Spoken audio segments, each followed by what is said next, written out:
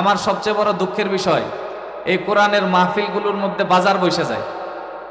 দুঃখের বিষয় এটা একটা মেলা হয়ে যায়। মেলা হয়ে যায় মানে আল্লাহ রাব্বুল আলামিন কোরআন মাজিদের মধ্যে বলছেন, যারা কোরআনের কথা থেকে মানুষকে আটকায় রাখে, যারা কোরআনের কথা থেকে মানুষকে আটকায় রাখে, তাদের চেয়ে নিকৃষ্ট মানুষ আর কেউ নেই।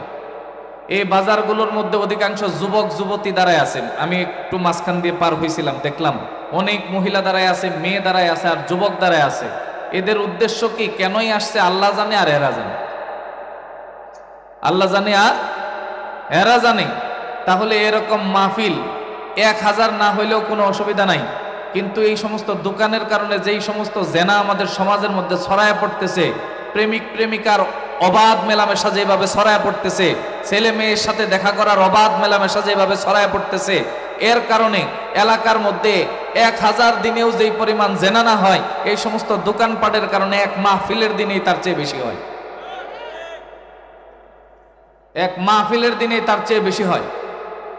এই জন্য আপনাদের কাছে আমি আবেদন জানাবো, সামনে থেকে মাহফিল দিলে এই সমস্ত দোকানপাট এলাও হবে না, নট ক্যান্সেল এগুলা দোকানপাট। কারণ আমরা ওয়াজ শুনতে আসছি, কোরআন শুনতে আসছি, এই জায়গায় আবার বাজার করার কি লাগে? আল্লাহ রসুল বলছেন, আহাব্বুল বিলাদি ইলাল্লাহি তাআলা মাসাজিদুহা, আল্লাহর কাছে সবচেয়ে পছন্দের জায়গা হলো মসজিদ। তারপরে যে সমস্ত জায়গায় দ্বীনের আলোচনা হয়, ওয়া আবগাজুল বিলাদি ইলাল্লাহি তাআলা আসওয়াকুহা, আল্লাহর কাছে সবচেয়ে নিকৃষ্ট জায়গা হলো বাজার। আর আমাদের মাহফিলগুলো সবচেয়ে নিকৃষ্ট জায়গায় পরিণত হয়েছে, সবচেয়ে নিকৃষ্ট জায়গায় পরিণত হয়েছে। ওনারা এই পেশাটাকে কি বানায় নিছেন? খাওয়ার ব্যবসা বানায় নিছেন। অথচ এটা আপনাদের জন্য অনেকেই বেপরদার জীবন বাইছে নিতেছেন আপনাদের দোকানের কারণে। মাহফিল আইসা কই পর্দা নসীন হবে, তা না হয়ে এই সমস্ত দোকানের কারণে আস্তে আস্তে একজন আরেকজনের সাথে সাক্ষাৎ করে এই জেনার সমস্ত গুনাহ দোকানদারদের কাঁধে যাবে, দোকানদারদের কাঁধে যাবে। এই জায়গায় চুরি আনে, বালা আনে, কার জন্য আনেন? মহিলা আসে এই জায়গায়, আপনারাই তো লোভ দেখায় এগুলা এই জায়গায় নিয়ে আসেন। আল্লাহ তাআলা আমাদের সকলকে বোঝার তৌফিক দান করুন। সম্মানিত হাজিরিন, আজকে আমি আপনাদের সাথে কথা বলবো মুমিন কিভাবে সফল হয়, একটা মুমিন কিভাবে সফল হইতে পারে। আমি কিন্তু মাঝখান থেকে যে কেউরে আমি ধরবো যে আমি কি বলছি বলেন, হ্যাঁ, যে কেউরে ধরবো যে আজকে কি বললাম, আজকে কয়টা সবক দিলাম, ধরবো যে কেউরে ইনশাআল্লাহ। আল্লাহ তাআলা কোরআন মাজিদের মধ্যে বলতেছেন, কদ আফলাহাল মুমিনুন, মুমিনরা সফল হওয়ার কারণ বলবে সামনে। কারণ বলার আগেই আল্লাহ রাব্বুল আলামিন সফলতার ঘোষণা দিয়ে দিতেছেন। কারণ বলার আগেই মুমিনদেরকে সফলতার ঘোষণা কি করতেছেন? দিয়ে দিতেছেন। অর্থাৎ এর পরবর্তী গুণগুলো যদি মুমিন ধারণ করে, এর পরবর্তী গুণগুলোর উপর যদি মুমিন মেহনত করে, এর পরবর্তী গুণগুলো যদি মুমিন নিজের করে নেয়, ওই মুমিনকে সফলতা থেকে কেউ আটকাইতে পারবে না। ওই মুমিনকে সফলতা থেকে কেউ আটকাইতে পারবে না। তাহলে সফলতা কি? আমরা অনেকে সফলতা বুঝি, ছেলে পড়ালেখা করছে, সরকারি একটা চাকরি পাইলে এটার এই সফলতা মনে করি। আসলে কিছুই না। কারণ আপনার সফলতার বয়স মাত্র 20 বছর। 60 বছর হইলে আপনার সফলতা থেকে অবসর গ্রহণ করা লাগে।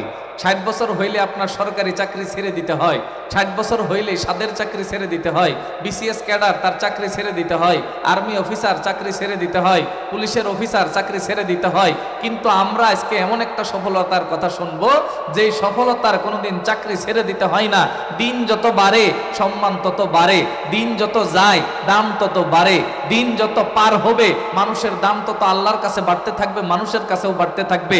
আল্লাহ তার জন্য রহমত নাজিল করবেন, মানুষ তার জন্য রহমতের দোয়া করবেন, গর্তের পিপিলিকার রহমতের দোয়া করবেন, পাক পাকালি রহমতের দোয়া করবেন। সমস্ত মাখলুকাত তার রহমতের দোয়া করতেই থাকবে, রহমতের দোয়া করতেই থাকবেন। তাহলে কোন সফলতা চান? 20 বছরের সফলতা নাকি আনলিমিটেড সফলতা? আনলিমিটেড মানে কোনো মেয়াদ নাই, কোনো কি নাই, মেয়াদ নাই, মেয়াদহীন সফলতা। মেয়াদহীন মানে কি? দুনিয়াতেও সফল, আখেরাতেও সফল। দুনিয়ার জিন্দেগিও লাভবান, আখেরাতের জিন্দেগিতেও লাভবান। দুনিয়ার জিন্দেগিতে আপনি কোটি টাকা কামাইছেন, মৃত্যুর সময় নিজের কাপড়টাও নিয়ে যাইতে পারেন না, আপনার কাফনের কাপড়টাও হয়তো বা কোনো আত্মীয় হাদিয়া দেয়। আপনি যেই জায়গাটা দেখাইয়া গেছেন না, এই জায়গায় আমি মারা গেলে দাফন কইরো, দেখবেন এই জায়গায় পানি উঠার কারণে এই জায়গাও আপনার দাফন হবে না, অন্য কোথাও দাফন হবে। নিজের ইচ্ছা মতো মৃত্যুবরণ করতে পারেন না, এই জীবনের জন্য আপনি টাকা পয়সার পিছনে দৌড়াইতেছেন, মাত্র কয়েকটা বছরের পুঁজির জন্য। ওই সফলতার মুখে লাথি মেরে আমরা চলে না আখিরাতের সফলতার দিকে হাঁটি। হাঁটা যাবে ইনশাআল্লাহ? ইনশাআল্লাহ। আল্লাহ তাআলা আমাদের সকলকে আখিরাতমুখী জীবন পরিচালনা করার তৌফিক দান করুন। সম্মানিত হাজিরিন, মুমিন সফল হইতে গেলে এক নাম্বার বিষয় যেটা লাগবে, আল্লাযীনা হুম ফি সলাতিহিম খাশিউন, নামাজে খুশুখুজু লাগবে। খুশুখুজু মানে নামাজের মধ্যে এমন ভাবে পড়তে হবে আল্লাহ যেন আপনাকে দেখতেছে। কাআন্নাল্লাহা তারা, কাআন্নাল্লাহা ইয়ারাক, আল্লাহ তোমাকে কি করতেছে? দেখতেছে। একজন জিজ্ঞেস করলো, আমি যদি না দেখি, আল্লাহকে তুমি যদি না দেখো, তাহলে উনি তো আমাকে অবশ্যই দেখতেছেন, উনি আমাকে অবশ্যই দেখতেছেন। আমাদের নামাজের অবস্থা ভালো না। নামাজের জন্য যখন মসজিদে ঢুকি, মনটা বাহিরে পড়ে থাকে, জুতা নাকি কেউ নিয়েই গেল, মনটা বাহিরে পড়ে থাকে, বাজারের ব্যাগ রাইখা আসছি, কেউ নাকি নিয়েই গেল। জুমার নামাজে আসে, আমি ক্ষেতের মধ্যে পানি ছেড়ে দিয়েছি, বাতর উপচে নাকি পানিটাই পড়ে গেল, গড়ে গেল, নাকি মোটর জ্বলেই গেল। বাহিরে সাইকেল রেখে আসছি, মোটর সাইকেল রেখে আসছি, ছোট ছেলে রেখে আসছি। মহিলাদের মন পড়ে থাকে ওই বাতের পাতিলের মধ্যে, বাত তো আমি চুলাই দিয়ে আসছি, নাকি পুরাই ধরছে। এইটার নাম খুশুখুজু না, বরং এটা খুশুখুজুর বিপরীত। এটা কিসের বিপরীত? খুশুখুজুর বিপরীত। আমাদের তো মসজিদের মধ্যে নামাজের অবস্থা এমন, ইমামের যেই নিয়ত আমার এই নিয়ত, এরপরে চোখ খুলে ঘুমানো শুরু করে। চোখ খুলে ঘুমানো বুঝেন? রুকুতে কি পড়ছে তাও জানে না, তাকবীর দিছে কিনা তাও জানে না, সেজদা কয়টা গেছে তাও জানে না। ইমামের যে কয়টা আমারও এই কয়টা, ইমামের 3টা হইলে আমারও 3টাই। তাশাহুদ পারে না, সানা পারে না, দোয়া পারে না, দরুদ পারে না, মাঝখানে যে তাসবিহ তাহলিল গুলো আছে এগুলোও পারে না। তাহলে আপনি কি নিয়ে নামাজে দাঁড়াইছেন? আল্লাহর সামনে যে দাঁড়াইছেন, কি নিয়ে দাঁড়াইছেন? যেমন নাকি 3 ব্যক্তি সমুদ্রের পারে নামাজে দাঁড়াইছে, একজনে বলতেছে আজকে সমুদ্রের বাতাস খুব সুন্দর, আরেকজনে বলতেছে পেড়া জানোস না নামাজের মধ্যে কথা বললে নামাজ হয় না। আরেকজন বলতেছে আলহামদুলিল্লাহ আমি কোনো কথাই বলি না। আমাদের নামাজের অবস্থা এমন, খুব কঠিন অবস্থা। নামাজের মধ্যে যে আমাদের একটা গুরুত্ব নাই বললেই চলে, নাই বললেই চলে। নামাজের ভিতর নাই, নামাজের বাহিরটা সুন্দর, নামাজের ভিতর আমাদের নষ্ট হয়ে গেছে, নামাজের ভিতরের মধ্যে গুণে ধরেছে। আমাদের নামাজটাকে আস্তে আস্তে আস্তে আস্তে আমরা একেবারে বরবাদ করে ফেলছি। মসজিদের মধ্যে দেখেন না, নামাজের জন্য যখন আপনারা জুমার নামাজের মধ্যে যান, ইমাম সাহেবের কোনো মতো দোয়া শেষ, ওনাদেরকে বাইন্দে রাখার মতো সুযোগ কারো নাই, বাইন্দে রাখার মতো কারো নাই। হ্যাঁ, মুসল্লি টিকে, যেদিন মসজিদের মধ্যে জিলাপি দেওয়া হয় সেদিন মুসল্লি কিছু টিকে, সেই দিন মুসল্লি কিছু কি করে টিপে, হ্যাঁ টিকে টিকে। এই জায়গার মধ্যে কিছু মুসল্লি আছে দেখবেন শবে বরাতি মুসল্লি, অন্য কোনো নামাজে পাওয়া যাবে না। শবে বরাতে একেবারে ফিটফাট হয়ে একেবারে মুসল্লি, আল্লাহু আকবার, দেখতে মনে হয় একেবারে নিষ্পাপ শয়তান, আর কোনোদিন এই নামাজই কামাই করে নাই। আবার কিছু শবে কদরে মুসল্লি, আবার কিছু রমজানের প্রথম 10 দিনে মুসল্লি, তাও তারাবির ফরজ নামাজের না, ফরজ নামাজের না, তারাবির মুসল্লি। আবার কিছু কিছু আছে দেখবেন ঈদগার মুসল্লি, এরা সারা বছর নামাজ পড়ে নাই, ঈদের কাতারে এদের শ্বাস সজ্জা দেখে মনে হয় আমরা যারা রোজা রাখছি ঈদ আমাদের না, ঈদ ওদের। এমন ভাবে বক্স বাজাই এলাকাটারে গরম করে মনে হয় ঈদ ওদের। যারা রোজা রাখছে, যারা নামাজ পড়ছে, ইবাদত করছে, তাদের ইবাদতটারে তারা কেড়ে নিছে। কুরবানির দিন দেখেন ফরজ নামাজের খোঁজ নাই, কুরবানির গোশত নিয়ে টানাটানি। তাহলে মুসলমানের মৌলিকতা কোথায়? মুসলমানের মৌলিকতা কোথায়? নাই। আজকে এই জায়গার মধ্যে বসে আছেন, আল্লাহকে হাজির নাজির যাই না বলবেন? বেশিরভাগ মানুষ এশার নামাজ পড়ে না, বেশিরভাগ মানুষ এশার নামাজ পড়ে নাই। এরকম 1 কোটি মাহফিল এক পাল্লাই দিবেন, একটা এশার নামাজের একটা তসবিকে এক পাল্লাই দিবেন, ওই এক পাল্লাটাই, ওই একটা তসবির পাল্লাটাই ভারী হবে, ওই তসবির পাল্লাটা ভারী হবে। অনেকে তো মনে করে নামাজ না পড়ে এই সমস্ত মাহফিল শুনলে জান্নাতে চলে যাবে। আপনার কানে এই ভুল কথাটা কে বলছে? কে আপনাকে বলল যে আপনি নামাজ না পড়ে জান্নাতে চলে যাবেন? কে আপনাকে বলল রোজা না রেখে আপনি জান্নাতে চলে যাবেন? কে আপনাকে বলল ইসলাম পালন না করে জান্নাতে চলে যাবেন? হ্যাঁ, এই সমস্ত মাহফিল দ্বারা জান্নাতের রাস্তা চিনতে পারবেন, ওই রাস্তায় হাঁটলে যাই না জান্নাতে যাইতে পারবেন, যদি না হাঁটেন জান্নাতে যাওয়া সম্ভব না। এখানে আসলে কি জান্নাতে যাওয়ার কি চিনতে পারবেন? রাস্তা চিনতে পারবেন, জান্নাতে যাইতে পারবেন। কে বলছে আপনাকে? এই সমস্ত জায়গায় আসবেন, আলেমদের কাছ থেকে, আলেমদের মুখ থেকে বিভিন্ন প্রকারের মাসআলা মাসাইল শুনবেন, বিভিন্ন প্রকারের বিধিবিধান শুনে তদ অনুযায়ী আমল করবেন, দেখবেন আপনার জান্নাতের রাস্তা ক্লিয়ার হয়ে গেছে। আল্লাহ তাআলা আমাদেরকে বুঝার তৌফিক দান করুন।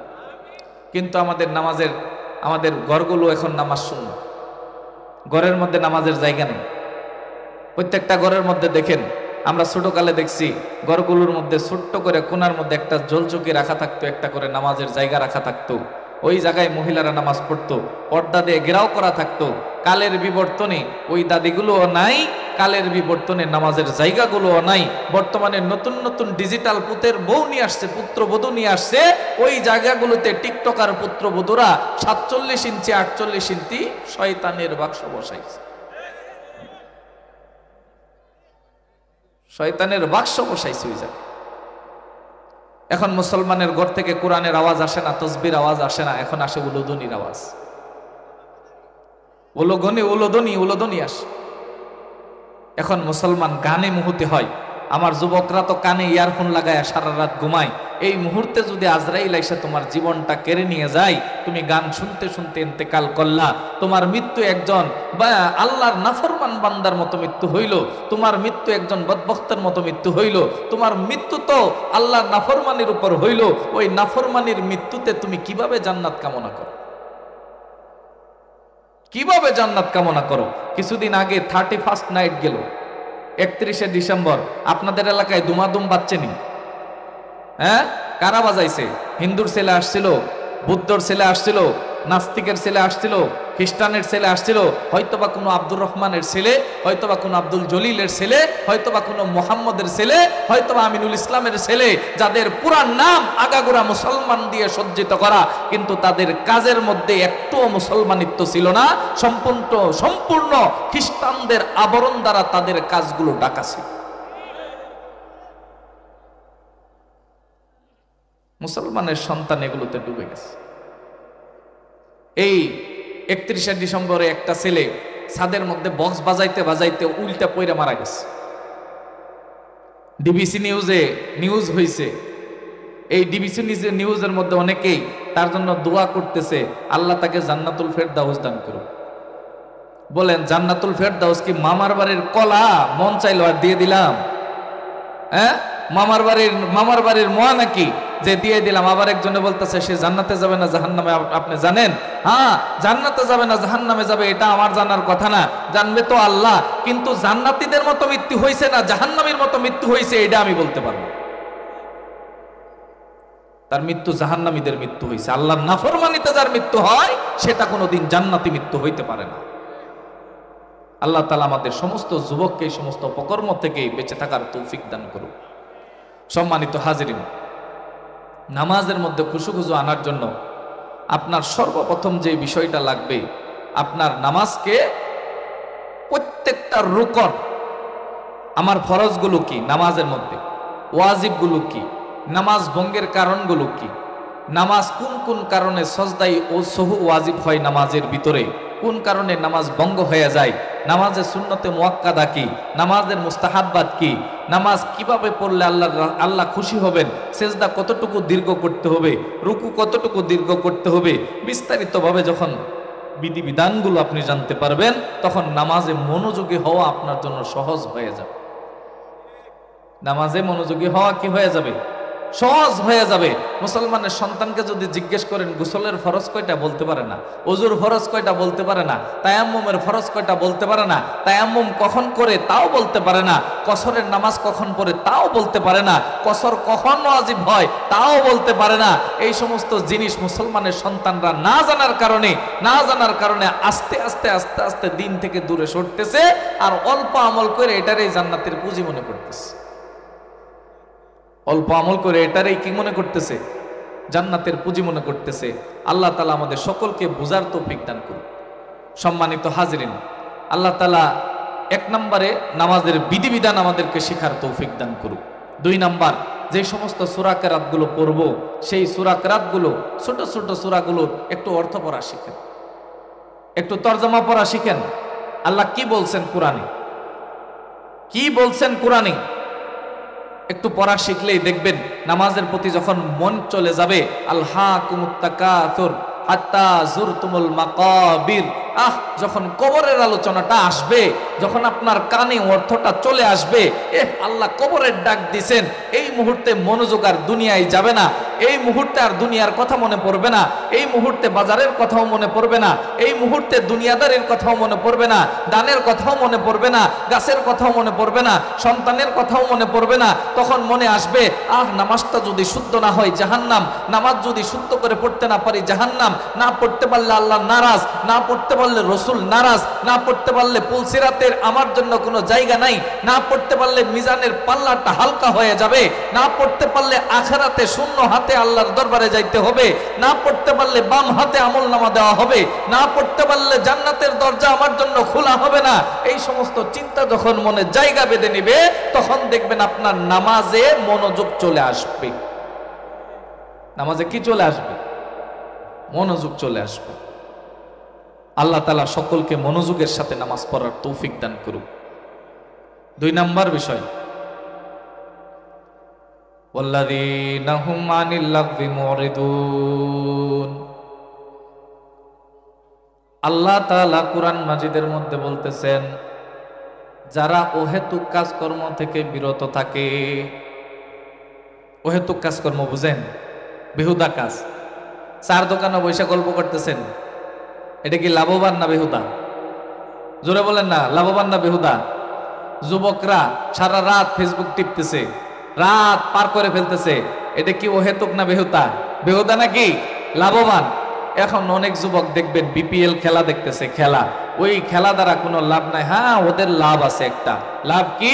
প্রত্যেক ছক্কায় ছক্কায় বাজি ধরতেছে, হয় বাজিতে হেরে কামলা দিতে যাইতেছে, আর না হলে বাজি একটা জিতে 10টা হারার নেশায় বাড়িতে যাওয়া বাদ দিতেছে, লুকায় লুকায় কোথাও গার্মেন্টসে চাকরি করতেছে।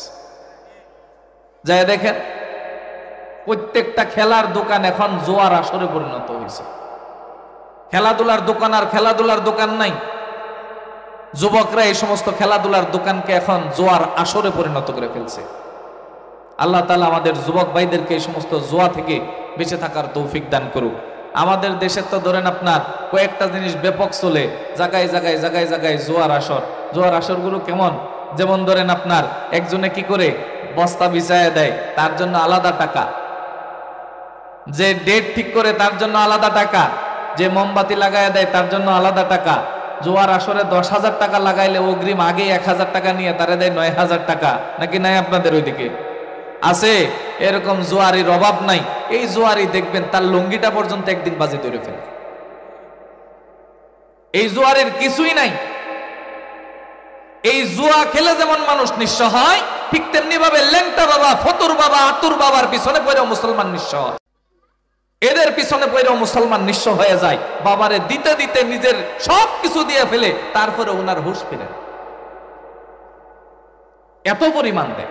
আল্লাহ তাআলা এই সমস্ত কাজ থেকে বেঁচে থাকার তৌফিক দান করুক আমাদের। এখন বলবেন যে হুজুর হাদিয়া তোফা, হ্যাঁ হাদিয়া তোফা দেন, কিন্তু নামাজ রোজা না পড়া আপনি সবকিছু গাঞ্জা খাওয়ার নাম করে ওই জায়গায় গিয়ে সবকিছু দিয়ে দিবেন, এটা তো ইসলাম আপনাকে সমর্থন দেয়। ইসলামে আপনি দান করেন, আল্লাহর জন্য দান করেন। আল্লাহ তাআলা বুঝার তৌফিক দান করুন। সম্মানিত হাজিরিন, অহেতুক কার্যকলাপের মধ্যে আমরা কিছু অহেতুক ফাজলামি করি কিনা আমরা?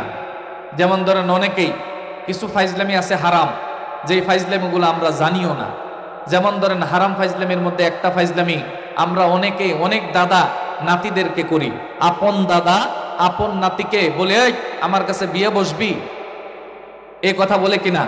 অনেক দাদারা বলে, আপনি নিজের মেয়েকে বিয়ে করতে চাওয়া যেই গুনাহ, আপন নাতিকে বিয়ে করতে চাওয়া সেই গুনাহ। কারণ নিজের মেয়ে যেমন আপনার জন্য মাহরাম, আপনার নাতিও আপনার জন্য মাহরাম। তাকে বিয়ে করতে চাওয়াও হারাম, আপনার নাতিকে বিয়ে করতে চাওয়াও হারাম। এই হারাম কাজের সাথে আপনি জড়িয়ে পড়ছেন। ফাইজলামির নাম করে আপনি একটা ইসলাম গর্হিত কাজ, ইসলাম বহির্ভূত ফাইজলামির মধ্যে আপনি লিপ্ত হয়ে গেছেন। অনেকেই চলে। আবার অনেক ছোট ছোট নাতিরা দাদিকে, আপন দাদিকে বলে, দাদি তুমি আমার কাছে বিয়ে বসো। আপন মাকে বিয়ে করতে চাওয়া যেমন হারাম, আপন দাদিকে বিয়ে করতে চাওয়াও তেমন হারাম। আমার কথা বুঝতেছেন আপনারা? এটা আপন দাদা দাদির ক্ষেত্রে গেল। কিন্তু অনেক সময় দেখা যায় পাড়া প্রতিবেশী নাতিন যেগুলো আছে, পাড়া প্রতিবেশী নাতিনগুলোকে, চাচাতো নাতিন যেগুলো আছে, ওদেরকে আপনারা বলেন, এই আমার কাছে বিয়ে বসবি কিনা? তখন নাতি বলে, হ্যাঁ কি দিবা বিয়ে বসলে, যাও তোমার কাছে বিয়ে বসলাম। দাদা বলে, ঠিক আছে তোরে এটা কিনে দিব, ওইটা কিনে দিব। সামনে যদি দুইজন সাক্ষী উপস্থিত থাকে, দুইজন পুরুষ উপস্থিত থাকে, অথবা দুইজন মহিলা একজন পুরুষ উপস্থিত থাকে, তাহলে এই বুড়া দাদা আর এই জোয়ান নাতির মাঝে বিয়ে হয়ে গেছে। কি হয়ে গেছে? বিয়ে হয়ে গেছে। এই নাতিকে অন্য জায়গায় বিয়ে দিলে যতগুলো সন্তান হবে, সবগুলো যারা সন্তান হবে, এই নাতিকে অন্য জায়গায় বিয়ে তো হবেই না। যতদিন পর্যন্ত এই দাদা তালাক না দিবে, ততদিন পর্যন্ত অন্যের ঘরে যতক্ষণ থাকবে, ততক্ষণ জেনার গুনাহ হইতেই থাকবে। ততক্ষণ কি হইতে থাকবে? জেনার গুনাহ হইতেই থাকবে। এরকম ফাইজলামি আপনারা করেন কিনা? অনেকে টাসকা লাগে গেছে, হুজুর এরকম হাদিস তো কোনোদিন শুনি নাই।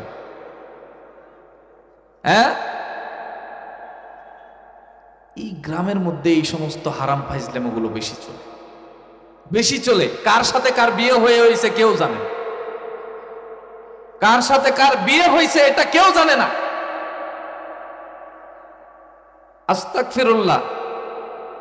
আপনি যে কোনো হুজুরকে জিজ্ঞেস করে দেখেন, যে কোনো মুফতি সাহেবকে জিজ্ঞেস করে দেখবেন, ইসলামের রীতি অনুযায়ী বিবাহের নিয়ম কি? আপনারা তো মনে করেন কাজী সাহেব এসে লেখালেখি করবেন না। ইসলামের নীতি হলো, একজন প্রস্তাব দিবে, মেয়ে প্রস্তাব গ্রহণ করবে, দুইজন সাক্ষী উপস্থিত থাকবে, বিয়ে হয়ে গেছে, আর কিচ্ছুর প্রয়োজন নাই, আর কিচ্ছু প্রয়োজন নাই। ইসলামের বিধানই এটা। তখন আপনি কি বলবেন বলেন? আবার অনেক চাচা বাতিজাকে বলে, এই বাস্তা, এই বাতিজা তোমার মেয়েরা আমার কাছে বিয়ে দাও। বাতিজাও কা, হ্যাঁ চাচা দিলাম বিয়ে, যাই না আপনারা দিয়ে দিলাম। দিয়ে দেয় কিনা? ওই বাতিজার মেয়ে যদি নাবালেক হয়, ওই বুড়া চাচার সাথে নাবালেক মেয়ের বিয়ে হয়ে গেছে। কারণ ওই মেয়ের সম্পূর্ণ ইজাব কবুলের অধিকার তার বাবা, তার সমস্ত অধিকার তার বাবা খাটাইতে পারবে। সে তার উকিল, সে তার অভিভাবক, তার পক্ষ থেকে সে স্বীকৃতি দিয়ে দিছে। এখন বিয়ে হয়ে গেছে, বিয়ে হয়ে গেছে, এই জায়গার মধ্যে তালাক না দেওয়া পর্যন্ত এই বিয়ে ভাঙবে না। তালাক না দেওয়া পর্যন্ত এই বিয়ে ভাঙবে না, ভাঙবে না। আবার যদি মেয়েটা বালেগা হয়, তাহলে বিয়েটা মওকুফ থাকবে। মওকুফ বুঝেন? বিয়েটা মওকুফ মানে মেয়ের কাছে জিজ্ঞেস করবে, অমুক দাদার সাথে তোমার বিয়ে হয়ে গেছে, তুমি কি রাজি? মেয়ে যদি বলে না, রাজি না, তাহলে হবে না। আর যদি বলে হ্যাঁ, চুপ থাকে, হাসে, তাহলে হয়ে গেছে, তাহলে হয়ে গেছে। আমার কথা বুঝতেছেন? আজকে থেকে এই সমস্ত ফাইজলামি করবেন আপনারা, করবেন আপনারা, এই সমস্ত হারাম ফাইজলামি করবেন। আরেকজনের মেয়ের জীবনটা নষ্ট করতেছেন। সে যতদিন পর্যন্ত জেনায় লিপ্ত, ততদিন পর্যন্ত আপনি জেনাকার হিসেবে আল্লাহর সামনে দাঁড়াইতে হবে। আপনাকে জেনাকার হিসেবে আপনাকে দাঁড়াইতে হবে। আমাদের তো অনেকে মাসালা এগুলা জানেই নেই। আপনারা মনে হয় আজকে নতুন শুনলেন, আমার কাছে মনে হইতেছে একেবারে নতুন শুনলেন। হ্যাঁ হ্যাঁ, এই সমস্ত মাসালা বেশি আলোচনা হওয়া দরকার, বেশি আলোচনা হওয়া দরকার। এই যে আমাদের সমাজের মধ্যে কি পরিমাণ একটা শুরু হয়ে গেছে, আরো একটা ফাইজলামি, হারাম ফাইজলামি চলে। যেমন ধরেন আপনার চাচা এসে বাতিজার পুত্রবধূকে বলে তোমার বাবা কোথায় গেছে, অর্থাৎ স্বামীর কথা বলে তোমার বাবা কোথায় গেছে।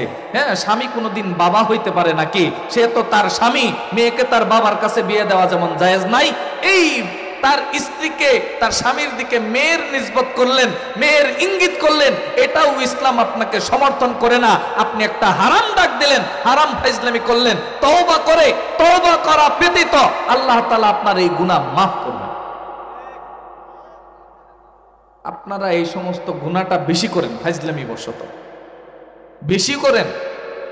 ভাতিজাদেরকে বলে, অনেকে ভাতিজাদেরকে বলে, যেমন ধরেন আপনার তুমি তোমার মামার ছেলে না, বলেন কিনা? চাচারা ভাতিজাদেরকে বলে, মামার নাম যদি কি হয়, আব্দুল জলিল হয়, বলে তুমি আব্দুল জলিলের বলে না। আব্দুল জলিলের ছেলে বানাইলে আপনি তার বোন, ভাই বোনের মধ্যে বিয়ে সাব্যস্ত করলেন। ভাই বোনের মধ্যে বিয়ে করা জায়েজ আছে? জায়েজ আছে। তাহলে আপনি তাদের মাঝে যে একটা বিবাহের নিসবত করলেন, এটা কতটুকু জায়েজ ফাইজলামি আপনি করলেন, এটাও একটা হারাম ফাইজলামি। এই সমস্ত ফাইজলামি থেকে আমাদের সমাজকে উদ্ধার করতে হবে। মুসলমানের মুখ থেকে এই সমস্ত নোংরা আর নিকৃষ্ট কথা বের হইতে পারে। মুসলমানের জবান থাকবে কালেমায়ে তাইয়্যিবার জবান, মুসলমানের জবান থাকবে জিকিরের জবান, মুসলমানের জবান থাকবে কোরআনী জবান, মুসলমানের জবান থাকবে সত্যের জবান। মুসলমানের জবান দিয়ে বের হবে আল্লাহর কথা, মুসলমানের জবান দিয়ে বের হবে জিকির, মুসলমানের জবান দিয়ে বের হবে নবীর সুন্নাহ, মুসলমানের জবান দিয়ে বের হবে আখিরাতের কথা। সেই মুসলমান আখিরাত ভুলে গেছে, আল্লাহ ভুলে গেছে, নবী ভুলে গেছে, সুন্নাত ভুলে গেছে, আখিরাতের জিন্দেগি ভুলে গেছে, কবর ভুলে গেছে, নামাজ ভুলে গেছে, যে দুনিয়ার জিন্দেগিতে কিভাবে চলতে হবে ভুলে গেছে। ভুলে গিয়ে আল্লাহর নাফরমানিতে নিজেকে নিমজ্জিত করে শয়তানের গোলাম হয়ে জীবন যাপন করতেছে। মুসলমান জানেই না আমি জীবন যাপন কিভাবে করব, মুসলমান বুঝেই না আমাকে কেন পাঠানো হয়েছে, আমি কোন কারণে দুনিয়াতে প্রেরিত হয়েছি, মুসলমান জানেই না। আল্লাহ আমাদের সকলকে বুঝার তৌফিক দান করুন। আমার কথা বুঝতেছেন আপনারা? রাগ করতেছেন? রাগ করেন না। আমি না বললে বলবো কি? আমার তো আনছেনি বলার জন্য, এই জন্যই বলতে আসছি। আজকে আমাদের সমাজের মধ্যে কিছু অহেতুক রীতিনীতিও আছে, অহেতুক কার্যকলাপ। এই কার্যকলাপ করতে গিয়ে বড় বড় গন্ডগোল বাজায় ফেলে, জানেও না। যেমন ধরেন, নীতি হলো ছেলেকে বিয়ে করাইছেন, এখন ছেলের বউকে আনতে কারে পাঠায়? কারে পাঠান? শ্বশুরকে পাঠান। দুলাভাই, এখন মানুষ বুঝে যে দুলাভাইয়ের সাথে আনা জায়েজ নাই, এটা বুঝেও নাকি। কারে পাঠান? শ্বশুরকে পাঠান। শ্বশুর গেছে মোটরসাইকেল নিয়ে। কি নিয়ে গেছে? মোটরসাইকেল নিয়ে গেছে, অথবা গাড়িতে গেছে। গাড়িতে যাওয়ার পর মেয়ের গায়ে পাতলা কাপড়। শ্বশুর তো বাপের মতোই। শ্বশুর কিসের মতো? বাবার মতো। একসাথে বসে আসতেছে, যাওয়ার পথে, আসার পথে মেয়ের শরীর, এই যে মোটা কাপড় না, শীতের দিনের কাপড় না, একেবারে পাতলা কাপড়। শরীরের সাথে আরেকজনের শরীর লাগলে একজনের শরীরের থেকে আরেকজনের শরীরের গরম অনুভব করা যায়। গরম আছে না, শরীরের একটা উষ্ণতা অনুভব করা যায়, অনুভব করতে পারতেছে। এইদিকে শ্বশুর বেটা আরেক একটা মেয়ের দিকে তাকায়, তার ভিতরের অবস্থা উলট পালট হয়ে গেছে। উলট পালট হওয়ার কারণে এই যে পুত্রবধূর সাথে শরীরটা লেগে আছে, সে তার গরম অনুভব করতেছে।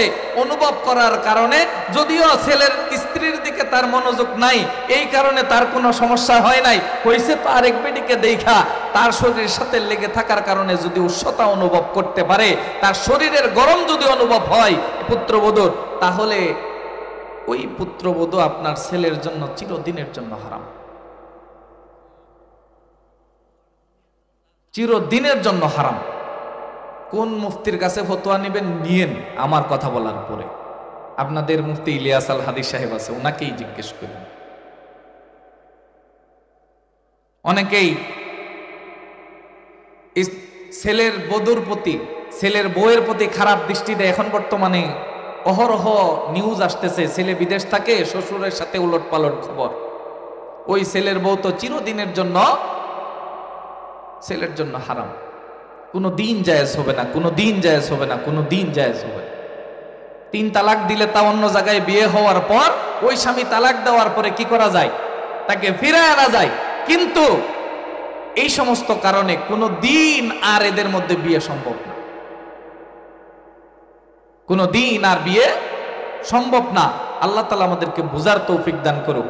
আমাদের সমাজের মধ্যে এই যে কিছু মানুষ অহেতুক কিছু কাজ করে, তালাক তুলাকের ক্ষেত্রে একটু মুখের মধ্যে বেড়া দেয় না, একটু লাগাম দেয় না, লাগাম না দিয়ে অহেতুক ভাবে একজন মুসলমান সুযোগ পাইছে 1 তালাক 2 তালাক 3 তালাক 4 তালাক 5 তালাক 1000 তালাক, আল্লাহ কোটি কোটি ব্যবহার করে ফেলে।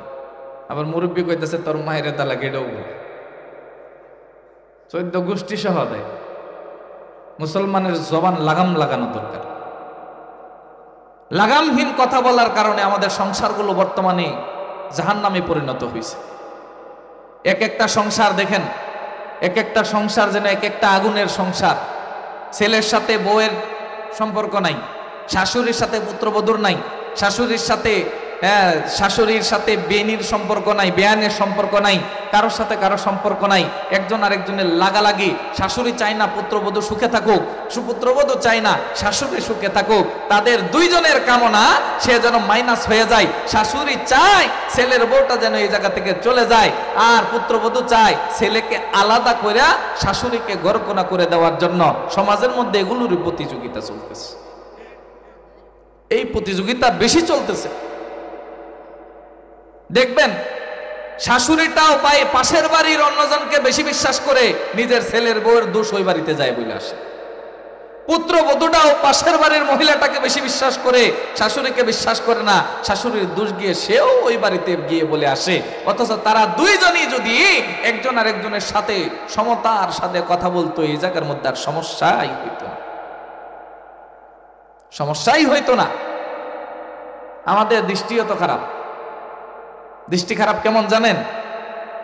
আমাদের দৃষ্টি খারাপ হলো, এক মহিলা যদি দেখে পাশের ঘরে মেয়ে আর মেয়ের জামাই হাসি তামাশা করতেছে, হে নিজেও জানেন আল্লাহ আমার মেয়েটারে সুখী বানাইছে, আল্লাহ আমার মেয়ের কপালটা অনেক সুখের।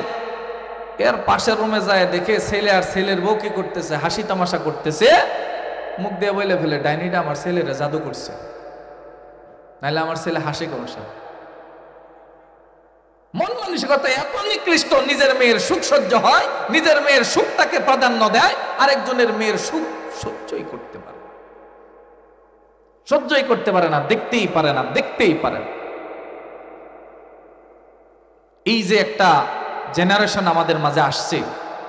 আবার অনেক মেয়ে এখন শিক্ষিত মেয়েরা শাশুড়ি দেখতে পারে না, আগেই চুক্তি করে আসে তুমি কিন্তু তোমার মা বাবার সাথে থাকতে পারবে না। ওই সন্তান আবার ওই মেয়েটাকে বিয়েও করে, ওই সন্তানকে সন্তান বলা যায় না, ওই সন্তানকে কুলাঙ্গার সন্তান বলা চলে। কারণ যেই মা বাবা কষ্ট করে তাকে লালন পালন করছে, সেই মা বাবা থেকে আলাদা হওয়ার জন্য যে চুক্তি করে, ওই মেয়ে 1000 বারও যদি বিশ্ব সুন্দরী হয়, সেই মেয়েকে বিয়ে করাই ছেলের জন্য কোনো দিন জায়েজ হবে না। কিন্তু ছেলেরা তো পাগলা। আল্লাহ তাআলা আমাদেরকে বুঝার তৌফিক দান করুক। ওহেতুক কাজ থেকে বেঁচে থাকা। আমাদের চায়ের দোকানগুলো হলো ওহেতুক কাজের আড্ডাখানা।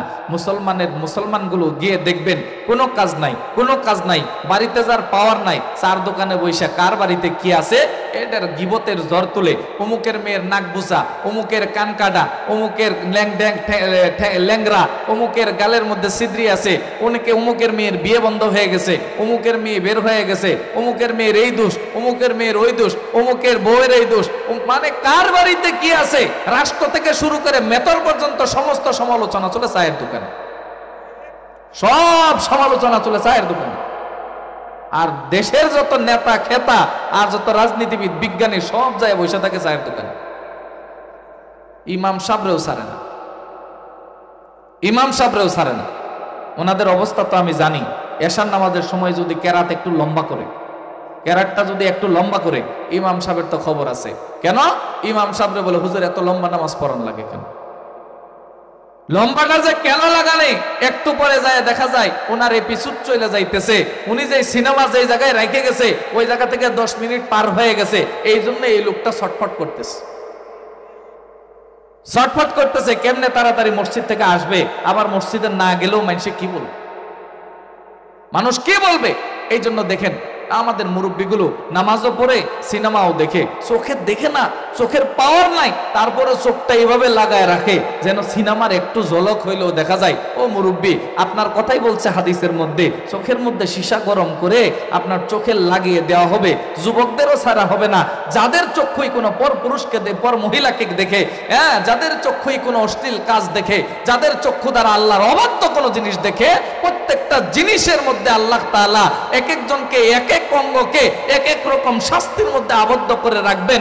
এমন কি আপনি বলবেন যে আমি তো আল্লাহকে বলবোই না যে আমি সিনেমা দেখছি। কোরআনে তো আল্লাহ বলছেন আল্লাহুম্মা নাখতিমু আলা আফওয়াহিহিম ওয়া তুকাল্লিমুনা আইদিহিম, মুখে তালা দিয়ে দেব, মুখ কথা বলতে পারবে না, হাত কথা বলবে, পা কথা বলবে, লোমকূপের গোড়া থেকে কথা আসবে, মানুষ কথা বলবে না, চক্ষু কথা বলবে। তখন মানুষ তার নফসকে যখন খুলে দেওয়া হবে, বলবে হাতকে বলবে হাত, তোকে পালার জন্য কত কিছু করেছিলাম আমি, হ্যাঁ, মুখকে চোখকে বলবে তুই যখন ব্যথায় কাতরাইতেছিলি তোকে আমি ডাক্তারের কাছে নিয়ে গেছিলাম, আজকে তুই আমার বিপরীতে সাক্ষ্য দিলি, আজকে তুই আমাকে জাহান্নামী বানায় দিলি, তুই তো বড় নিমক হারাম। চক্ষু বলবে যে আল্লাহ তোমাকে সৃষ্টি করেছিল, যে আল্লাহ তোমাকে রিজিক দিয়েছিল, যে আল্লাহ তোমাকে হায়াত দিয়েছিল, যে আল্লাহ তোমাকে সম্মানের অধিকারী বানাইছিল, সেই আল্লাহর সাথে তুমি নাফরমানি করতে পারছো, আর যে আল্লাহ আমাকে বানাইছে তার পক্ষে কথা বলা কেমন নাফরমানি? এই চক্ষু সাক্ষী দিবে, হাত সাক্ষী দিবে, লোমকূপ সাক্ষী দিবে। আপনি কি মনে করছেন? আবার অনেকেই বলে যে আমি তো নামাজ পড়ি, আবার কেউ কেউ তো নামাজও পড়ে না, কয় হুজুর আমি নামাজ না পড়লে কি হবে? মনটা পরিষ্কার, ঈমান ঠিক আছে। ঈমানের মৌলিক বিষয় হলো, ঈমানের পর কালিমায়ে তয়্যিবার পর সবচেয়ে বড় ফরজই হলো নামাজ। এটাকে ঠিক না রাখে বলে তার ঈমান ঠিক আছে, তার ঈমান ঠিক আছে। আল্লাহ কেমনে বোঝাবো মুসলমানগুলোকে? নামাজ না পড়ে বলে ঈমান ঠিক আছে। অনেকেই কয় মনের পর্দা বড় পর্দা, পর্দা না করলে কি হবে? মনের পর্দা বড় পর্দা। আল্লাহ বলে একটা, সে বলে আরেকটা। মুসলমান এমন একটা নিয়ম বানায় ফেলছে, দেখেন আল্লাহ বলছেন পর্দা করতে, আমাদের মুসলমান বোনেরা কি পরে? বুরকা পরে। কেমন বুরকা? এমন টাইট ফিটিং বুরকা, এর চেয়ে যদি আপনি 3 পিস পরতেন তারপরও আপনার ইজ্জতটা বাইচে থাকতো। বর্তমানে বুরকার যে হালত বানাইছে, বুরকার যে হালত বানাইছে, বুরকারে বানাই ফেলাইছে ওল্ড কালচার, মানে একেবারে আলটা মডার্ন বুরকা বানায় ফেলছে। অঙ্গ প্রত্যঙ্গ কত কারা কি কি দেখবেন না কেন দেখায় ছাড়বে তারা, এমন ভাবে ফ্যাশন ডিজাইন করে তারা। এটা তো আল্লাহ আপনাকে বলে নাই, আল্লাহ আপনাকে বলছে আপনার সৌন্দর্যকে কি করে রাখার জন্য, ডেকে রাখার জন্য। ওয়ালা ইউবদিনা যিনাতাহুন্না, তারা যেন তাদের সৌন্দর্য না দেখায়। আর আপনি বুরকাই বানাইতেছেন, এইদিকে একটু টাইট দিবেন, এইদিকে একটু টাইট দিবেন, কিসের জন্য? সৌন্দর্য যেন ফুটে ওঠে, সৌন্দর্য যেন কি উঠে? ফুটে উঠে। আল্লাহ তো আপনাকে বলছে সৌন্দর্য ডেকে রাখার জন্য, আর আপনি সৌন্দর্য ফুটিয়ে তুললেন। এটা আল্লাহর নাফরমানি, প্রকাশ্য নাফরমানি। আল্লাহ তাআলা আমাদের সকলকে বেঁচে থাকার তৌফিক দান করুন। মুমিনের সফলতা কয়টা বললাম? 2টা। একটা নামাজে খুশু খুজু, 2 নাম্বার কি? বেহুদা কাজ থেকে বিরত থাকা। 3 নাম্বার ওয়াল্লাযীনা হুম লিয-যাকাতি ফাঈলুন, যারা যাকাত আদায় করে। যারা কি আদায় করে? মনোযোগ এইদিকে দেন। যারা কি আদায় করে? যাকাত আদায় করে। বর্তমান বাংলাদেশের অধিকাংশ মুসলমানের উপর যাকাত ফরজ। যাকাত ফরজ। অনেকেই মনে করে বড় বড় ধনী কোম্পানির মালিক তাদের উপর যাকাত ফরজ, তারা যাকাত খাওয়ার যোগ্য।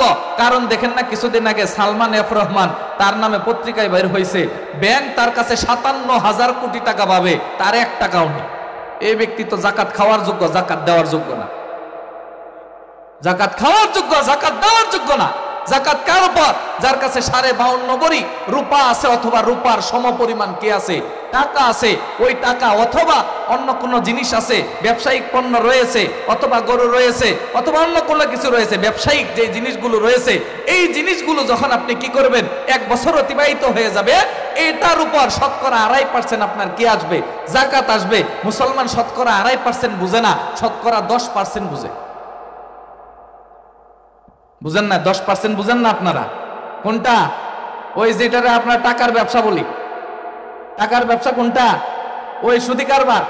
এখন বর্তমানে আমাদের মেয়েগুলো এরকম হয়ে গেছে, দেখবেন এক খালি ডিম বিক্রি করে, 2টা মুরগি বিক্রি করে, 1 কেজি সিম বিক্রি করে অল্প অল্প টাকা জমিয়ে 500-1000 টাকা হয়, ওই টাকা সুদি লাগায় দেয়। মেয়েরা পর্যন্ত সুদ খাওয়া ছাড়ে না এখন। তাহলে ওই পরিবারের রহমত কিভাবে আসবে? যে জায়গায় জাকাত ফরজ করা হয়েছিল, জাকাতের বিপরীতে তারা কি করছিল? জাকাতের বিপরীতে তারা সুদকে হালাল করে নিয়েছিল, জাকাতকে হারাম করে ফেলছে, জাকাতকে জরিমানা করে ফেলছে, জাকাতকে জরিমানা বানিয়ে ফেলছে। আর তারা সুদকে মজার সাথে খাইতেছে। আর তারা মনে করতেছে মাঝে মধ্যে এদিক সেদিক 2-4 টাকা দান করব, যে কয় টাকা সুদ খাইছে সুদ দিয়ে, আর যে দান করছে ওইটার সওয়াব দিয়ে কাটা। বুঝেন নাই? কাটা মানে বুঝছেন? যেমন নাকি মসজিদ থেকে একজনে বাইরনের সময় দেখে তার সিরা জোতা কে জানি নিয়ে গেছে, সিরা জুতা নিয়ে গেছে। এই লোকে কি করে আরেকজনের বাটা একেবারে নতুন 2200 টাকা দামের জুতা নিয়ে কয়, আল্লাহ যদি কিয়ামতের ময়দানে আমাকে ধরে, আমি বলবো আমার জুতা যে নিছে আর আমি যার জুতা নিছি দুইজনের মাঝে লাগায় দেন, দুইজনের সমান সমান আমি নতুন জুতা পাইলাম। আমি কি পাইলাম? নতুন জুতা পাইলাম। হিসাব এত সস্তা, এত সহজে ছাড় পাওয়া যাবেন? অনেকেই ইসলামকে ধোঁকা দিচ্ছে। অনেকেই নামাজ পড়ো না কেন? আমার নামাজ পড়ার বয়স হয়েছে। আজরাইলকে আপনার বয়স গণনা করে নাকি? আল্লাহ, আপনি কেন বুঝেন না? আজরাইল আপনার বয়স গণনা করে না। যে কোনো মুহূর্তে হইতে পারে, এমনও হইতে পারে আজকে এই জায়গায় বসে আছি, কালকে হয়তো বা আমার মৃত্যুর খবর আসবে। এমনও হইতে পারে আপনি বসে আছেন, আপনার দাদা বেঁচে আছে, আপনি নাই। আপনার ঘরের দিকে তাকায় দেখেন না, কত অল্প বয়সে মানুষ চলে গেছে। মৃত্যুর কোনো সিরিয়াল নাই, যে কোনো মুহূর্তে যে কারো আসতে পারে। এই জন্য প্রস্তুত থাকা চাই, প্রস্তুত থাকা চাই, প্রস্তুত থাকা চাই। এই জন্য সম্মানিত হাজিরিন, জাকাত দিতে হবে। জাকাত দেওয়ার ক্ষেত্রে আমরা তো অনেকে বাটপারি করি। কি বাটপারি করি? জাকাত মানে বুঝি বাবু বাজার থেকে কয়েকটা সেরা কাপড় আইন না মানুষের মাঝে বিতরণ করারে জাকাত মনে করি। ওইটার নাম জাকাত না, ওইটা জাকাতের নামে বাটপারি। জাকাত কি? আপনার যে সম্পত্তি আছে, সম্পত্তি থেকে 2.5% সম্পত্তি, অর্থাৎ 100 টাকার মধ্যে 2.5 টাকা, 100 টাকা যদি থাকে, ওই জায়গা থেকে 2.5 টাকা বের করে গরিবকে, মিসকিনকে, যারা আছে, যারা উপযুক্ত 8টা শ্রেণী যারা আছে, এদের মাঝে কি করতে হবে? মালিক বানায় দিতে হবে। তা না করে আপনি বাবু বাজার থেকে কয়েকটা সেরা কাপড় কিনে এনে মানুষের মাঝে বিতরণ করে, এগুলো আবার ফেসবুকে দিয়ে ভিউ কামিয়ে মানুষের মাঝে নাম জাগানোর চেষ্টা করেন, আপনি জাকাত দিতেছেন। ও মুসলমান, হয়তো বা বাহ্যিক ভাবে মানুষ আপনাকে জাকাত দাতা বলতে পারে, কিন্তু আল্লাহর খাতায় আপনি জাকাত দাতা হন নাই। এখন আল্লাহর খাতায় এখনো জাকাত দাতা হন নাই। বুঝতে হবে জাকাত একটা ইবাদত। নামাজ যেমন একটা ইবাদত, জাকাত তেমন একটা ইবাদত, রোজা যেমন একটা ইবাদত, হজ তেমন একটা ইবাদত। আমরা শুধু ইবাদত বানায় নিছি রমজান মাসের জন্য, ক্ষুধার্ত থাকার জন্য। কে বলছে আপনাকে? আল্লাহ আমাদেরকে বুঝার তৌফিক দান করুক। রোজা মানে কি? সমস্ত নফসানি খাহেসাত থেকে, সমস্ত ভিতরের পাপ থেকে নিজেকে মুক্ত করে আল্লাহর দরবারে সঁপে দেওয়া। নফসানি খাহেসাতকে মানুষ খাবার দাবার ছেড়ে দেয় কেন? যাতে তার যাবতীয় জৈবিক চাহিদা, শাহওয়াত, তার যাবতীয় হারাম নেশা তার থেকে দূরে সরে যায়। আপনি হারাম নেশা কই থেকে দূরে সরাইলেন? জুয়ার দেখতে আমি খোঁজ নিয়ে দেখছি, আমাদের শেরপুর জেলার মধ্যে রমজানের দিনে জুয়ার আসর আরো জাকজমক হয়। জুয়ার আসর আরো কি হয়? জাকজমক হয়, জাকজমক। অনেকেই ধরেন আপনার রমজানের কথা যেহেতু আসছেই, মাঝখানে একটা মাসালা বলে দেই। আমাদের অনেকের কাফেলা পার্টি বের হয়, কাফেলা পার্টি। এই কাফেলা পার্টি বর্তমানে মানুষের মাথা ব্যথা তৈরি করেছে।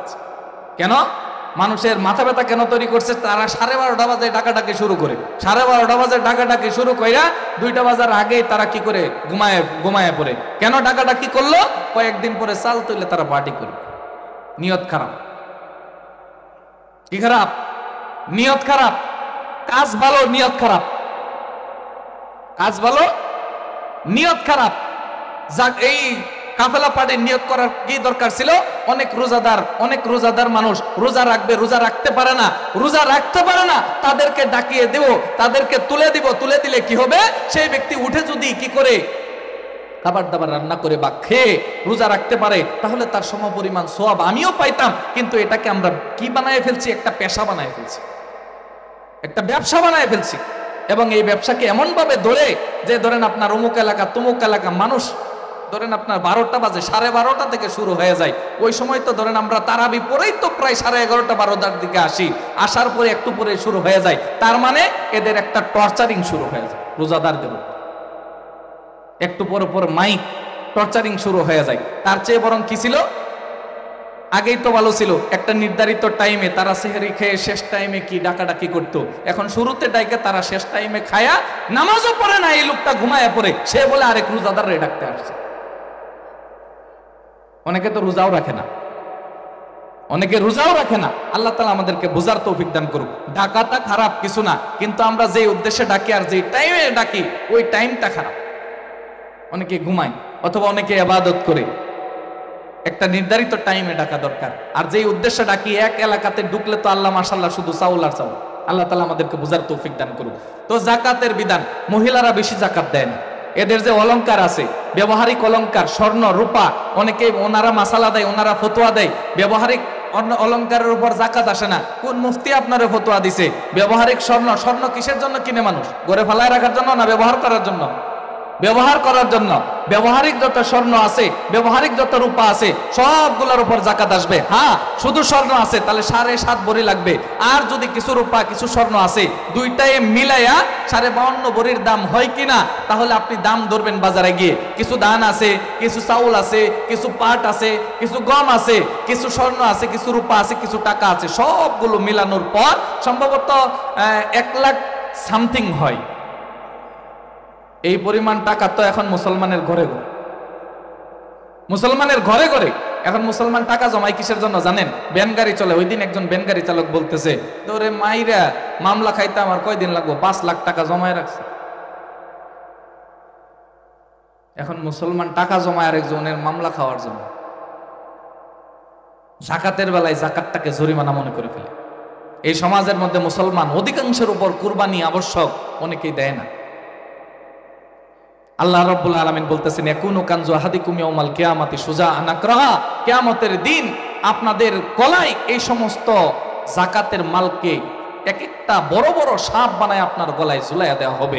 আল্লাহ তাআলা সকলকে যাকাত দেওয়ার তৌফিক দান করুন।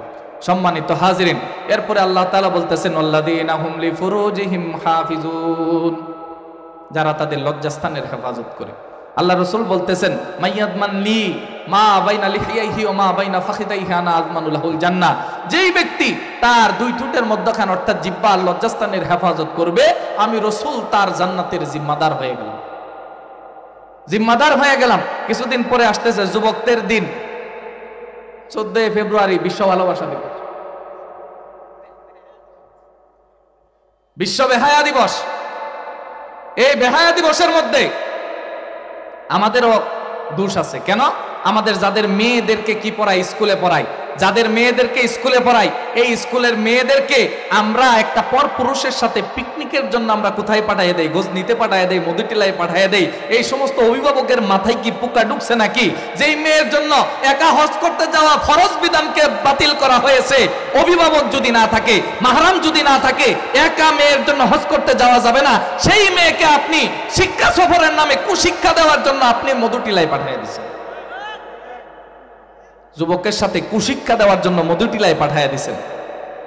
আবার অনেক মেয়েরা দেখবেন, 14 ফেব্রুয়ারির দিন বলবে, আজকে আমার স্পেশাল ক্লাস ছিল। স্পেশাল ক্লাস ছিল না কিছু, একটু খোঁজ নিয়ে দেখেন না। স্পেশাল প্রাইভেট ছিল, এই দিন কোনো প্রাইভেট থাকে না। এই দিনটাকে আপনারা খোঁজ খবর নিয়েন। আপনার সন্তানের মোবাইলটা একটু যাচাই করেন। আপনার সন্তানের মোবাইল আপনার সন্তানের চরিত্র বর্ণনা করুন, একটু দেখবেন। এখন তো সন্তানগুলো দিন দিন এমন এমন হইতেছে, এক একটা টিকটকার দেখলে মনে হয় আমাজন জঙ্গল থেকে বের হয়ে আসছে। চুল দেখলে মনে হয় চুলের মধ্যে কাওয়া কয়েক বছর থেকে হাঁকতে হাঁকতে সাদা বানায় ফেলছে। এগুলার মানুষের বাচ্চা মনে হয় না, মনে হয় হনুমানের বাচ্চা। এমন চেহারা সুরত, চুলের কাটিং মানুষের মতো দেখতেই লাগে না। আবার অনেকেই দেখবেন আমাদের যুবক যারা আছে, নতুন একটা ফ্যাশন চালু করছে, এলাকার মধ্যে শর্ট প্যান্ট পরে ঘোরাঘুরি করে, কানের মধ্যে একটা থাপড়া দিবেন, মুসলমানের সন্তান 17 টাকা থাকতে হবে, তুমি মুসলমানের সন্তান হয়ে শর্ট প্যান্টের আবিষ্কার তুমি কই থেকে করলা? শর্ট প্যান্টের আবিষ্কার তুমি কই থেকে করলা, বালেক হয়ে গেছে, তাকে আপনি কি করবেন? হ্যাঁ, শর্ট প্যান্ট পিন দিবেন। আপনার ছেলেকে আপনি একটু শহরে 2-3-4 লাইন পড়ালেখা করছে, গ্রামে আইসা শিক্ষিতগিরি দেখাইতেছে। এই সমস্ত শিক্ষিতগিরি সমাজের মধ্যে দেখাইতে গিয়ে নোংরামি ছড়ায়েন না। অনেক যুবকদেরকে বাবারা কি দেয়, টাকা দেয় জামা কাপড় কেনার জন্য, দেখবেন তারা কিনে আনে সিরা ফারা কতগুলো প্যান্ট, এটার নাম রাখছে ফ্যাশন, নাম রাখছে ফ্যাশন। মুসলমানের রুচি বলতে নাই, রুচি বলতে নাই। সিরা ফারা প্যান্ট নিয়ে যখন বসে অর্ধেক তো ল্যাংটাই হয়ে যায়, এমন প্যান্ট পরে মুসলমানের সন্তানের রুচি কোথায় গেছে? তাদের রুচি তো হওয়ার কথা ছিল, অভিজাত্যের প্রতীক হওয়ার কথা ছিল তাদের, কিন্তু তাদের রুচি দেখলে বর্তমানে তাদের রুচির চেয়ে পশু পাখির রুচি অনেক ভালো, অনেক ভালো। মুসলমানের সন্তানের রুচি এত কুরুচিপূর্ণ হইতে পারে না। আল্লাহ তাআলা আমাদের সকলকে বুঝার তৌফিক দান করুক। বর্তমান সময়ে চলতেছে, সময়টাই চলতেছে পরকীয়ার যুগ। বর্তমান সময়টাই চলতেছে পরকীয়ার যুগ। পরকীয়া বুঝেন? আরেকজনের স্ত্রীর সাথে, নিজের বাড়িতে স্ত্রী আছে কিন্তু ওটা ভালো লাগে না, পাশের বাড়ির ভাবি ভালো লাগে। নিজের বাড়িতে বউ আছে, ওটা ভালো লাগে না, কলিগ ভালো লাগে, সহকর্মী ভালো লাগে। এই সমস্ত পরকীয়ার যুগ চলতেছে। অহরহ আরেকজনের স্ত্রী নিয়ে বাগায় চলে যাইতেছে, নিজের স্ত্রী সন্তান রাইখা।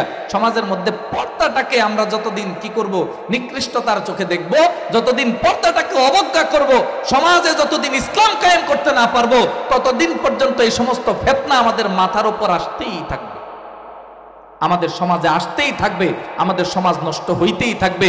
আমাদের সমাজটাকে আমরা আস্তে আস্তে আস্তে আস্তে গিলে ফেলতেছি। আল্লাহ তাআলা আমাদেরকে এই সমস্ত ফিতনা থেকে বেঁচে থাকার তৌফিক দান করুক। এই সমস্ত ফিতনা থেকে বেঁচে থাকার 1 নম্বর পদ্ধতি হলো যুবকগুলোকে অল্প বয়সে বিয়ে করায়। যুবকগুলোকে অল্প বয়সে কি করায় দেওয়া? বিয়ে করায় দেওয়া। আমাদের বাবাগুলো কি করে জানেন? এখনো তো নিজের পায়ে দাঁড়ায় নাই। না, উনি নিজের পায়ে দাঁড়ায় নাই, উনার পায়ে আরো 4 জন দাঁড়ায় ফোনের রাতে কথা বলে, খোঁজ নিয়ে দেখেন। 4 জনে কথা বলে ওনার সাথে। চরিত্র ঠিক রাখার জন্য তাকে বিবাহ শাদী করায় দেন। বাবাগুলোর আমল নামায় দেখবেন হাসরের ময়দানে 10টা জেনা করছে, 15টা মেয়ের সাথে কথা বলছে, 15টা মেয়ের সাথে ডেটিং করতে গেছে, 15টা মেয়েকে পার্কে ঘুরাইতে নিয়ে গেছে, কফি খাওয়াইতে নিয়ে গেছে। হ্যাঁ, বাবা বলবে আমি তো বৃদ্ধ ছিলাম, আমি তো এগুলো বুঝি না, কেমনে করছি? তখন বলবে তোমার সন্তান করছিল, তুমি সমর্থন দিয়েছিলা, টাকার যোগান দিয়েছিলা, তুমি তাকে অনুমোদন দিয়েছিলা, তুমি তাকে বিবাহের রাস্তা সুগম না করে বরং তাকে ইনকামের রাস্তা তৈরি করে দিয়েছিলা। এইভাবেই সে হারাম পথে গিয়েছিল, হারাম কাজ করেছিল, যার গুনার বাগ তোমার আমল নামায় লেখা আছে। বাবাগুলোও ছাড় পাবে না, মাগুলোও ছাড় পাবে না। আল্লাহ তাআলা আমাদেরকে বুঝার তৌফিক দান করুক। আল্লাহ তাআলা আমাদেরকে পূর্ণাঙ্গ ইমানদার মুমিন হওয়ার তৌফিক দান করুক। কয় নাম্বার গেল? কয় নাম্বার? 1 নাম্বার কি ছিল? নামাজে খুশু। 2 নাম্বার অহেতুক কার্যকলাপ থেকে বিরত থাকা।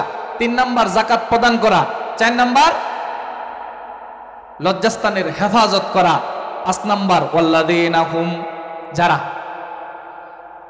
যারা লিয়ামানাতিহিম ওয়াদিহিম রাগুন, যারা তাদের আমানত, 1 নাম্বার আমানত, 2 নাম্বার কি? ওয়াদা। 2 নাম্বার কি? ওয়াদা।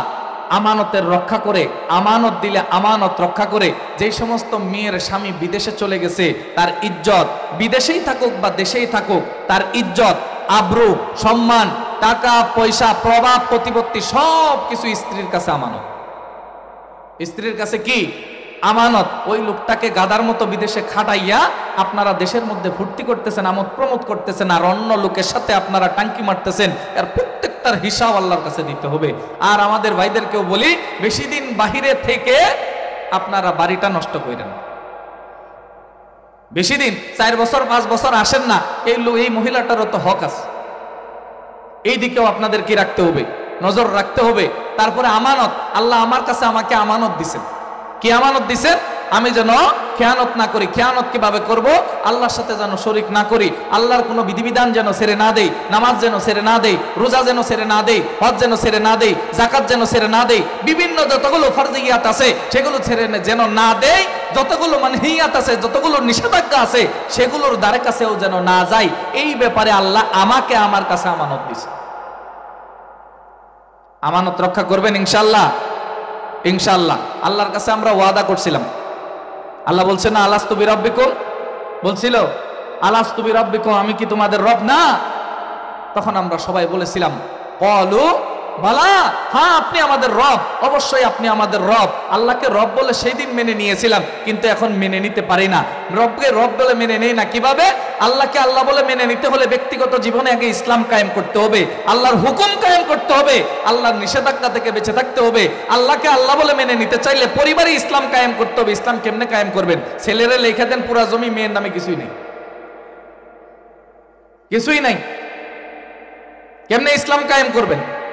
ইসলাম কায়েম করতে হলে পরিবারে ইসলাম কায়েম করতে হবে, ব্যক্তিগত জীবনে ইসলাম কায়েম করতে হবে, সমাজে ইসলাম কায়েম করতে হবে। রাষ্ট্রে যদি আমার ক্ষমতা থাকে রাষ্ট্রে ইসলাম কায়েম করতে হবে। আমার যদি ক্ষমতা থাকে আন্তর্জাতিক জীবনে ইসলাম কায়েম করতে হবে। আমার যদি ক্ষমতা থাকে সর্বমহলে ইসলামের দাওয়াত পৌঁছায় দিতে হবে। আমি তো ইসলাম 4 দোকান পর্যন্ত নিয়ে যাই না। ইসলাম আর কোথায় নিয়ে যাবো? 4 দোকানে একলা উঠে নামাজ পড়তে যাই, সবাই আর নামাজের কথা বলি না। 4 দোকানে যাই, সিনেমা দেখতেছে, আমিও তাদের সাথে শরীক হয়ে যাই, বাধা দেই না। ভাই 4 দোকানে সিনেমাটা চালাইও না। গিবত করতেছে, গিবতের ব্যাপারে বাধা দেই না। ভাই এই জায়গায় গিবত কইরো না, গিবত করা অন্যায়, গিবত করা পাপ, আরেকজনের হক নষ্ট করতেছো, এগুলা করিও না। এই ব্যাপারে তো আমরা বাধাই দেই না। আর কিভাবে? আল্লাহ তাআলা আমাদের সকলকে বোঝার তৌফিক দান করুক। 6টা চলে গেছে। ওয়াল্লাযীনা হুম আলা সালাওয়াতিহিম ইউহাফিজুন, যারা নামাজগুলোর হেফাজত করে। জোহরের রক্ত জোহর, আসরের রক্ত আসর, মাগরিবের রক্ত মাগরিব, এশার রক্ত এশা, ফজরের রক্ত ফজর, সময় মতো আদায় করা। সময় মতো কি আদায় করা? সবচেয়ে বড় শুকরিয়া আদায় কি জানেন? সবচেয়ে বড় শুকরিয়া হলো কালেমায়ে তয়্যিবা পড়া। আল্লাহ বলছে না যে আমার শুকরিয়া আদায় করো? সবচেয়ে বড় শুকরিয়া কি? কালেমা পড়া, কালেমা পড়া। এরপরে সবচেয়ে বড় শুকরিয়া আদায় হলো জামাতের সাথে নামাজ আদায় করা। জামাতের সাথে কি আদায় করা? নামাজ আদায় করা। নামাজ আদায় করা সবচেয়ে বড় ইবাদতের মধ্যে বড় ইবাদত হলো নামাজ। এর মধ্যে জামাতের সাথে নামাজ আদায় করা, এটা হলো সবচেয়ে বড় শুকরিয়া। এই জন্য মুসলমান হইয়া কালিমা পড়া তো প্রথম শুকরিয়া আদায় করেই ফেলছি, দ্বিতীয় শুকরিয়াটা নামাজের মাধ্যমে করব ইনশাআল্লাহ। ফজর নামাজ কারা কারা পড়বেন ইনশাআল্লাহ? পড়বেন ইনশাআল্লাহ? ইনশাআল্লাহ কইতে পারেন না, ইনশাআল্লাহ পড়বেন। আল্লাহ তাআলা সকলকে তৌফিক দান করুক। এই 7টা গুণ যার মধ্যে আসবে, আল্লাহ বলতেছেন উলাইকা হুমুল ওয়ারিসুন, তারা উত্তরাধিকারী কিসের? জান্নাতুল ফিরদাউস। সুবহানাল্লাহ বলেন। কিসের অধিকারী? কিসের উত্তরাধিকারী? জান্নাতুল ফিরদাউসের। ওই যে শুরুতে আল্লাহ বলছেন সফল হওয়ার কথা, এই সফলতার ফলাফল হলো জান্নাতুল ফিরদাউস। আল্লাহ তাআলা আমাদের সকলকে জান্নাতুল ফিরদাউসের উত্তরাধিকারী, উত্তরসূরি হওয়ার, ওই জান্নাতে যাওয়ার, জান্নাতে থাকার যতগুলো আমল করা প্রয়োজন ওই জায়গায় যাওয়ার জন্য সবগুলো গুণাবলী আমাদেরকে অর্জন করার তৌফিক দান করুক। ওয়া আখিরু দাওয়ানা আলহামদুলিল্লাহি রাব্বিল আলামিন।